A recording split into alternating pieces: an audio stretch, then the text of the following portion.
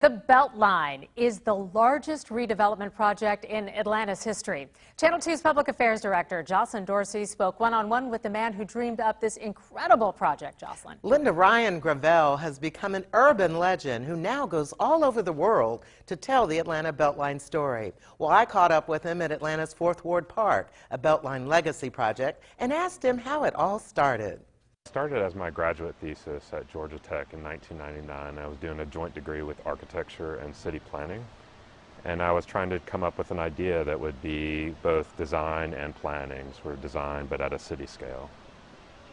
And I got fascinated with the role of infrastructure and as a sort of tool for creating change, and was really interested to see how we might transform Atlanta into something more sustainable and walkable. And so, why a Beltline?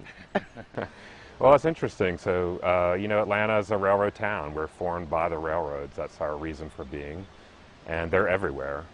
And when I moved into the city as a freshman in college in the early 90s at Georgia Tech, I became fascinated with the role of the railroad in sort of shaping the city.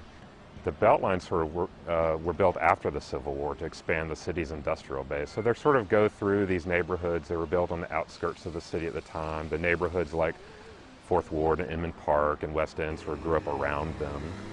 And so they kind of connect things in a unique kind of way. And because they're a loop, just became sort of fascinating as a sort of idea for connecting these communities together. And so then what? How did it become reality? Well, you know, so the idea was to transform the railroads themselves with transit, light rail tech transit, and then that would spur on the redevelopment of all the industrial land along the way. Because they're old freight railroads, they're associated with almost 4,000 acres of old, mostly abandoned industrial land. And then there's all these great neighborhoods along the way that would revitalize as part of that transformation. And, you know, I never imagined we would actually do it. I was just going to graduate, you know. But I went to work for an architecture firm. We were doing mixed-use urban redevelopment plans. A lot of them happened to be along the Beltline route. We were doing this one site. We're trying to decide, do you jam the parking garage up against the abandoned railroad, or do you orient it toward the railroad, hoping it would become something better one day? And I was telling my coworkers about this idea I had in school about that very railroad, and they thought it was cool. And so we started talking to people about it. We just kept going. And we eventually, this is the summer of 2001, we mailed out a letter with some maps to everybody we could think of, the governor, the mayor, all the regional planning agencies. One letter went to Kathy Ward. She was on the city council and chair of the transportation committee at the time. And she was interested in transit in the city. So she called us in, and she thought, you know, let's see what people think.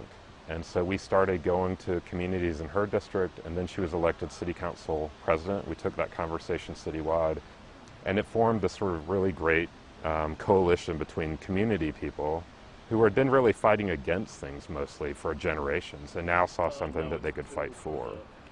Developers who were moving into the city, looking at the new population growth and wanted to make a buck.